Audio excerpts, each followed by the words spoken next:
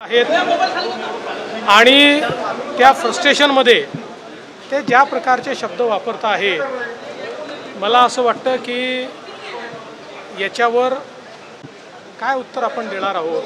जेव्हा एखादा व्यक्ती अशा प्रकारच्या फ्रस्ट्रेशनमध्ये डोकं बिघडल्यासारखा बोलतो त्यावेळी त्याला फार उत्तर द्यायचं नसतं। पण हे भाषण करून जे अमित शहांनी सांगितलं होतं औरंगजेब फॅन क्लब, आपण औरंगजेब फॅन क्लबचेच आहोत हे मात्र उद्धव ठाकरेंनी दाखवून दिलं। सचिन वाझे यांनी म्हटलं की माझी नार्को टेस्ट करा, अनिल देशमुख पीएकडनं पैसे घेत होते असं थेट आरोप त्यांनी केला। असं आहे की मी पण माध्यमातून हे बघितलेलं आहे आणि त्यांनी काही मला पत्र पाठवलं असं देखील तुम्ही दाखवलेलं आहे।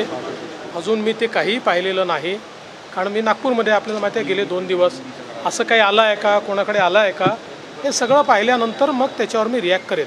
पण एवढं नक्की सांगतो की जे काही समोर येत आहे त्या संदर्भात योग्य चौकशी आम्ही करू। असं आहे, उद्धव ठाकरे एक निराश और हताश व्यक्ति है और इस निराशा के कारण उनके दिमाग पर बुरा असर हुआ है और आज का भाषण करने के बाद उन्होंने ये दिखा दिया कि वो सचमुच औरंगजेब फैन क्लब के सदस्य हैं। तर देवेंद्र फडणवीस यांनी आपली प्रतिक्रिया खरं तर उद्धव ठाकरे यांनी जे विधान केलं त्यावर दिलेली आहे। मात्र उद्धव ठाकरेंनी नैराश्यातून हे विधान केलं असल्याचं फडणवीसांचं म्हणणं आहे।